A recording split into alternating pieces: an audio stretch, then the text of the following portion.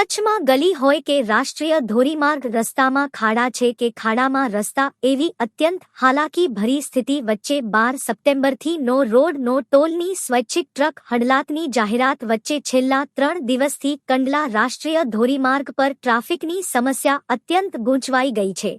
આ વચ્ચે બુધવારે સાંજે નકતી પુલ પાસે મોટા ખાડામાં ટ્રેલર પલટી મારી જતા સર્જાયેલું ટ્રાફિક જામ આજે ગુરુવારે બપોરે પૂર્વવત કરાયાનો દાવો ચોક્કસ કરાયો છે, પણ જામ ખુલતા સાંજ પડી જશે તે નક્કી છે। કંડલાથી વરસાણા સુધી ટ્રાફિક જામને પગલે પોલીસ, પોર્ટ પ્રશાસન અને ટ્રાન્સપોર્ટ એસોસિએશનને ભારે હાલાકીનો સામનો કરવો પડ્યો હતો। જો કે હજુ માર્ગ રિપેરિંગ ન થાય ત્યાં સુધી આ સમસ્યા યથાવત રહેવાની ફરિયાદો મળી રહી છે। કચ્છમાં તમામ માર્ગો પર આ હાલાકી, અકસ્માત અને ટ્રાફિક જામથી તમામ વર્ગના લોકો ત્રાહિમામ પોકારી ઉઠ્યા છે। કંડલા હાઈવે પર નકલી પુલની કામગીરી ધોંચમાં પડી છે।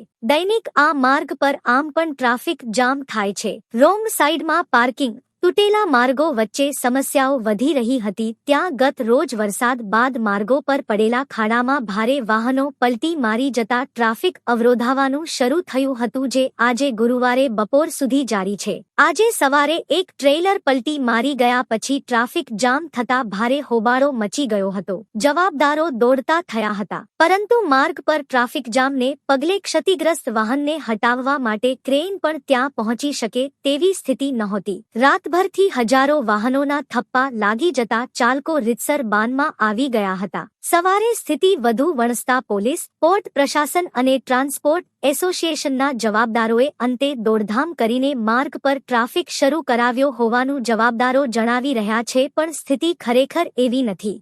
જાણકારોએ કહ્યું કે ટ્રાફિક જામ ખુલતા સાંજ તો પડી જ જશે। ગાંધીધામના એસપી સાગર બાગમારે અખિલ કચ્છ ન્યૂઝને જણાવ્યું હતું કે માર્ગ પર ખાડાને પગલે અકસ્માત થયો હતો, જેને પગલે ટ્રાફિક જામ થતા પોલીસે વ્યાપક કામગીરી સાથે માર્ગ ખુલ્લો કરાવ્યો છે।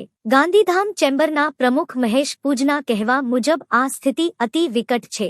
આ રીતે તો તમામ સ્તરે નુકસાન પહોંચે છે અને તેથી ટ્રાન્સપોર્ટ એસોસિએશનની હડતાલનું શસ્ત્ર ઉગામ્યું છે। કંડલા ડમ્ફર એસો ના પ્રમુખ શિવાભાઈ આહિરે જણાવ્યું હતું કે આ રીતે તો માત્ર ટ્રાન્સપોર્ટ ઉદ્યોગ નહીં, પોર્ટ પરિવહનને અસરને પગલે આયાત નિકાસને પણ ભારે ઝવા પહોંચી રહી છે। કચ્છમાં તમામ માર્ગો પર આ હાલાત છે। કંડલા મુન્દ્રા કન્ટેનર વેલફેર એસો ના ભગીરથસિંહ જાડેજાએ જણાવ્યું હતું કે આ હાલાકીનો એકમાત્ર જવાબદાર નેશનલ હાઈવે છે। માર્ગોની મરમ્મત પર ધ્યાન અપાયું હોત તો આવા ટ્રાફિક જામ, અકસ્માત અને વિકાસને અસર પહોંચે જ નહીં। પ્રમુખ જયેશ રાજદેના કહેવા મુજબ બપોરે 1 વાગ્યે ગળપાદર ઓવરબ્રિજ પર કલાકોથી લોકો અટવાયેલા છે। મારિયા અમદાવાદ હાઈવે આટલા વર્ષોથી બન્યા પછી પણ તૂટતો નથી તો કચ્છના માર્ગોની આવી હાલાત પાછળ માત્ર નેશનલ હાઈવેના અધિકારીઓ જવાબદાર છે। કચ્છમાં ભુજ ભચાઉ, મુન્દ્રા, સામખિયાળી, સુરજબારી,